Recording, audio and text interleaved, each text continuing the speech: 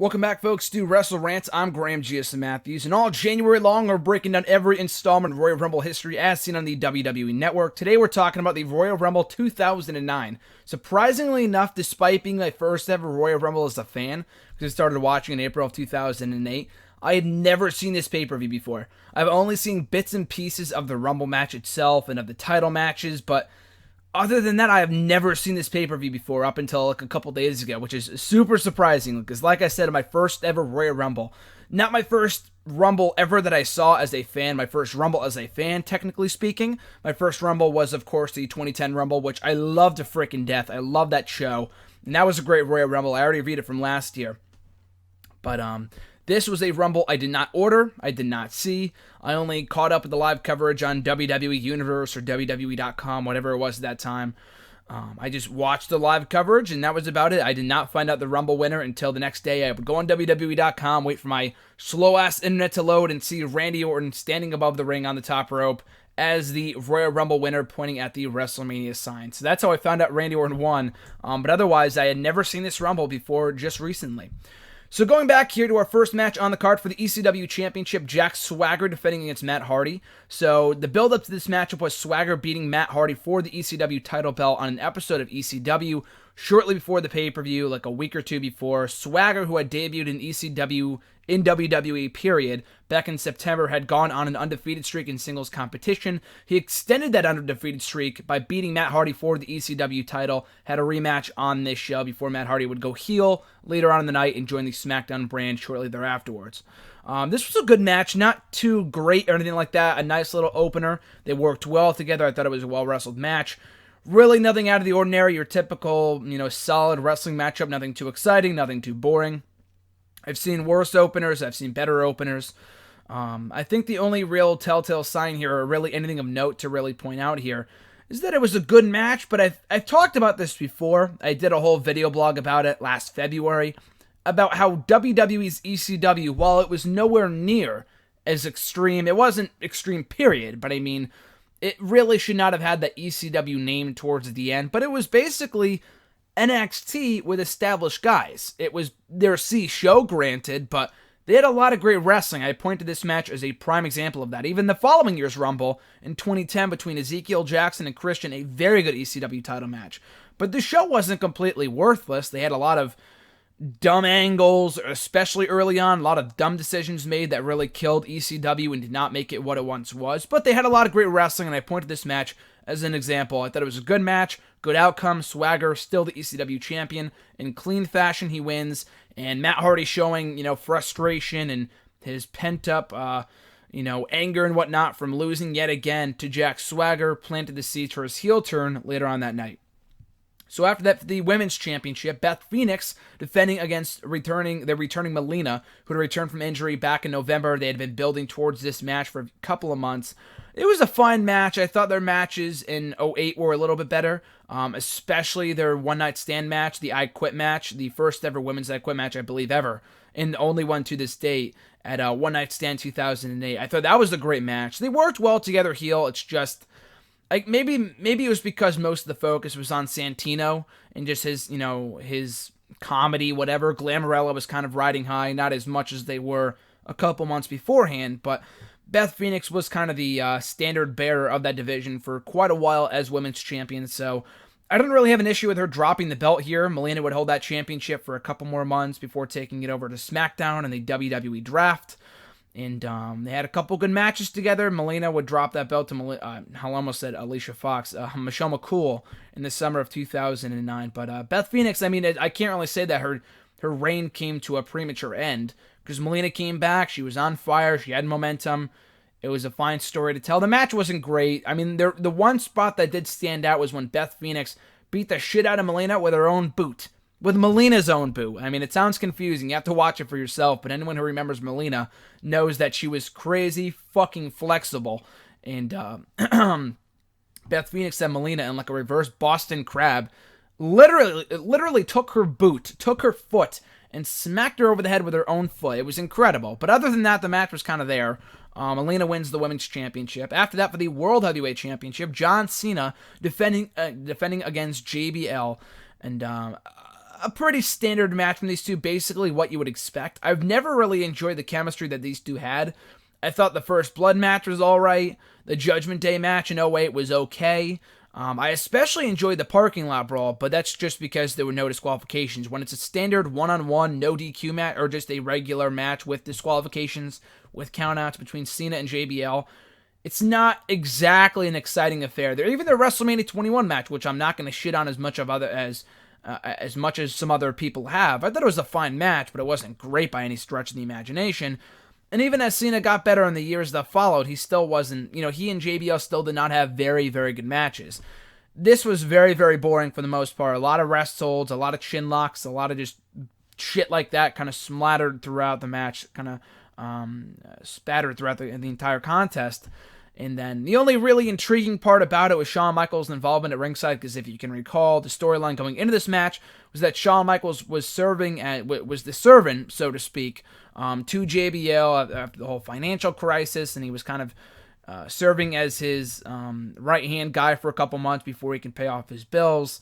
And he promised to JBL that he would help him win the World Heavyweight Championship, and ultimately he did not. He smacked JBL the beautiful looking sweet chin music before laying John Cena out as well with a sweet chin music, so a great little twist there. And then he would leave, and then it would leave John Cena to pick up the scraps, hit JBL the attitude adjustment, which I believe right around this time was when they started calling it that, and then pick up the win and retain his title. So JBL was really no threat to the World Championship. It really seemed like they were building to an HBK JBL match at WrestleMania, and I thank the fucking Lord that they gave it away at No Way Out instead, because without Taker and Michaels at WrestleMania, that show would have been the shits. And I still consider it to be the shits, but that match was the saving grace of that show. Everything else I thought really wasn't all that good at all. But speaking of which, they did plant the seeds for that match on this show. Right after JBL got done talking to Shawn Michaels backstage, he walked off, and then Taker came into the picture and, talked to Michaels very, very briefly, saying, sometimes it's heaven just trying to get to hell. Maybe it was the other way around, but I'm pretty sure that's what he said. And so subtly planting those seeds for that WrestleMania epic encounter. So that was great. I don't know if it became obvious at that point that we were getting that match at WrestleMania, because it still did seem like we were getting HBK and JBL at WrestleMania, and thank God that didn't come to fruition. So after that, for the WWE Championship, a no disqualification match, Jeff Hardy defending the belt against Edge.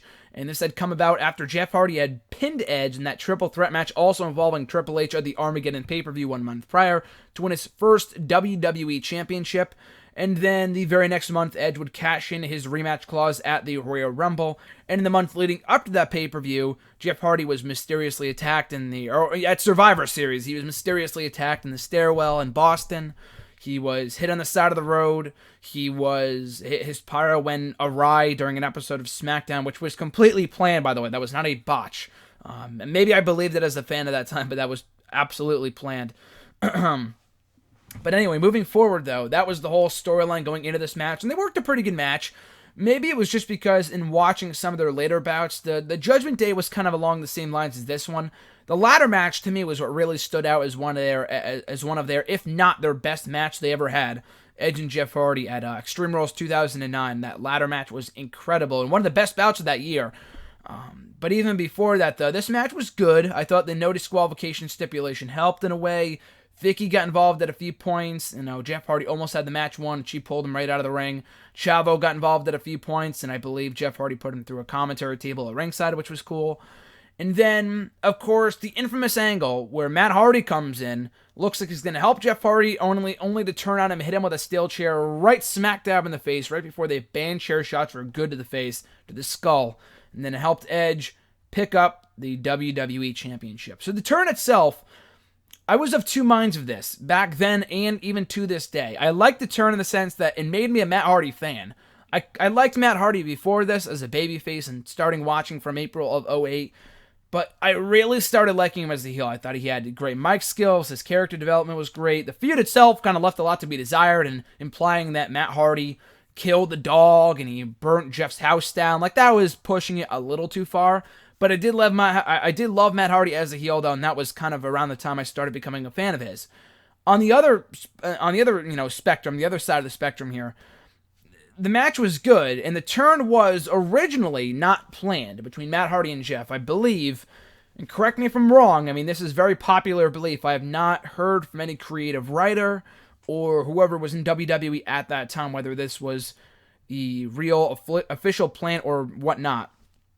But anyway, I believe the original plan to do at Royal Rumble was to have Christian come back, which he did anyway, on an episode of ECW a week or two later, was for him to come back and him be revealed as the person who was attacking Jeff Hardy this whole time, and then he and Edge reunited going into WrestleMania for Edge to face Triple H for the WWE Championship, or for Christian to face Jeff Hardy, or whatever their plan was. I believe that's what they were building to. And then fans found out about it. They saw it coming. So then, typically enough, WWE changed course and they went with that feud instead. Matt and Jeff had a great match at WrestleMania 25. I just thought that was the way to go. That was the way that they should have done it, with Christian coming back. And I mean, he had a great run on ECW as ECW champion, so maybe it worked out for the better. But it would have been cool to see Christian back with Edge a lot sooner than he was, because by the time they eventually reunited in 2011, I think it was, Edge was already on his way out. He retired, and then Christian was gone a couple years later. So we never really got that full-blown reunion from Edge and Christian in 2011 before Edge retired. We could have gotten it on this show had they done it with, with Christian instead of Matt Hardy. Not a huge loss, but I still, to this day, don't really understand why they didn't go with it. Just because the fans knew about it doesn't really make it a reason not to do it. Sometimes predictability isn't a bad thing. And the thing that always stood out to me, I guess they did strongly imply it, so maybe I was just kind of thinking it over a little bit too much, and that in watching these shows, I always thought Matt Hardy never really admitted to doing all the acts that he did. He never admitted to driving Jeff Hardy off the road. He never admitted to attacking him in the stairwell. He never admitted to burning the house down or sabotaging the pyro. He never admitted to doing that. He implied it, but he never said, "It was me, Jeff, it was me all along." He never said that. So I thought they left the door open for Christian to be revealed as that person later on down the line. But I guess it was Matt Hardy all along. Maybe I just really wasn't thinking back then. But again, they never said that it was Matt Hardy. He never came out and said it. It was just very much implied, which it was in the end. But I thought they kind of left the door open there for Christian to be revealed as that guy later on down the line, maybe in the spring of 2009. But they never went that route, unfortunately. So after that, we had the 2009 Royal Rumble match. A good Rumble match, not too great, not really. I mean, I thought the 2010, the 2008, 2011 Rumbles, I thought were all spectacular. This one didn't really have many stories going into it. It was blatantly obvious that Randy Orton was winning. It was ridiculous how obvious it was that he was going to win this Rumble. The only other person who made sense to win it was Triple H when he won the WWE Championship a month later anyway, and No Way Out. And they would build to that match at WrestleMania between Orton and Triple H. It always seems like Triple H is always in the final few people in these Royal Rumbles, but he would end up in the main event of WrestleMania anyway for the championship. Whether he was champion or challenger, he ended up in WrestleMania anyway.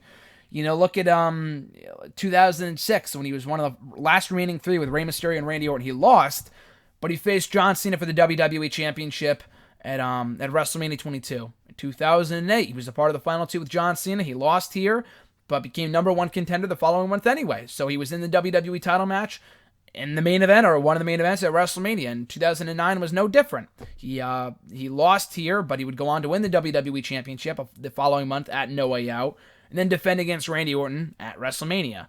So, I thought it was a good Rumble. They had a couple decent little stories with Orton and the Legacy kind of ganging up on the rest of the people, and that's how they got the numbers advantage. They had the brief altercation, the brief confrontation between Cody Rhodes and Goldust, real life brothers, which they've done multiple times. I believe Goldust has been eliminated by Cody Rhodes in at least 3 or 4 Rumbles. I definitely know the 2009 one for a fact. 2009, 2013 when he took him out.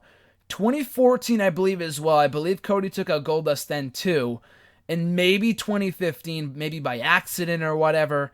I feel like it happened last year, too. So maybe at least 3 or 4 times Cody Rhodes has taken out Goldust in the Royal Rumble, which I thought was funny. Taker came in. He cleaned house. He lasted for a while. They kind of rekindled the rivalry between him and Big Show, which was not all that necessary. Undertaker was on TV for the most part. Big Show wasn't. I mean, they blew off their feud in early December of 2008, and they didn't really interact too much for like the next month So it was kind of random why they went back after each other here. But you had that. You had the returns of Rob Van Dam. I believe the show took place in his hometown. I'm going to check right now. Let's see. It took place, it took place in Detroit. He's from, Grand Rapids or wherever, but he's from Michigan, so he got a great pop. That was an awesome little surprise. Back then, I really had no idea who RVD was, so it's like not, when I read the results, it's not like I was marking the hell out, but it was a great little surprise. He wouldn't come back to the WWE full-time or anything for the next 4 or 5 years, but that was cool. We had the brief return of Hacksaw Jim Duggan, who won the very first Royal Rumble 20 years prior, so that was nice too. And that was pretty much it. CM Punk and William Regal had, furthered their feud for a little while. But yeah, that was basically the Royal Rumble match. Jericho dominated for a little bit. He took out RVD before getting taken out by Taker. And then in the end, it came down to Legacy and Triple H. Triple H took out Cody Rhodes. He took out Ted DiBiase. Then Orton capitalized, tossed Triple H over the top rope, and he won the 2009 Royal Rumble. So again, it became obvious from the moment that Orton punted Vince McMahon at the end or the beginning of 2009. I believe in the go-home show for this pay-per-view, he punted him in the head. It became obvious he was winning. I mean, I didn't think about that at the time. I was a babyface casual fan. I wasn't thinking about that, but in retrospect, it was very obvious that he was going to win. So not a bad Rumble, just kind of there, especially kind of paling in comparison to a lot of the Rumbles that happened around it. The 2008 Rumble, 2010 and 2011, I thought were all great and better than this one. This wasn't a bad Rumble, but it really wasn't all that it could have been considering who wasn't involved. So that's it. The Royal Rumble 2009, not a bad pay-per-view. It's not one that I would recommend that you go out of your way to watch. The Rumble was good if you want to check it out, but everything else kind of left a lot to be desired. Edge winning the WWE Championship. It is a notable show. I mean, Orton wins the Rumble. Edge wins the WWE Championship. Matt Hardy turns heel. Melina wins the Women's Championship. So it was a very monumental show to a respect, to an extent. But by and large, though, it's not a must-see show. So I would not recommend that you watch the full show on the WWE Network. There are other better Rumbles out there to check out. But it is a decent Rumble. Check out the Rumble match, if anything. But everything else kind of you can skip over. So that is the Royal Rumble 2009, guys. As always, thank you for watching. Thank you for listening. I appreciate your support. And speaking of which, you could do so by liking, commenting, sharing, and subscribing to the channel, sharing the video, liking, commenting it. All that stuff means a lot to me. So thank you very much. Have a great rest of your weekend. I believe this is going up on Saturday. So on Tuesday, all my review of the Royal Rumble 2012. 2010 and 2011 I talked about last year if you want to check those out. The 2012 Rumble, I may have done a WrestleRant video on way back when, 4 years ago, when I've had this channel. I've had this channel forever, for about 5, 6, I've been doing WrestleRant for almost 5 years now, believe it or not. But I did a review, I believe, of the Rumble right after it happened back then. So if you want to check out my instant reaction to the Rumble, it might be up here in the channel. If you want to check out WrestleRant Royal Rumble 2012 review, you could search the channel or search YouTube or whatever. I'm sure it might come up. But if it doesn't, all of my full review of that pay-per-view up right here on Tuesday or Saturday. I believe it's Tuesday because I have no idea when these videos are going up. But nevertheless, guys, have a great rest of your weekend, week, whatever it may be. I'm Graham G.S. Matthews, and I'll catch you folks down the road.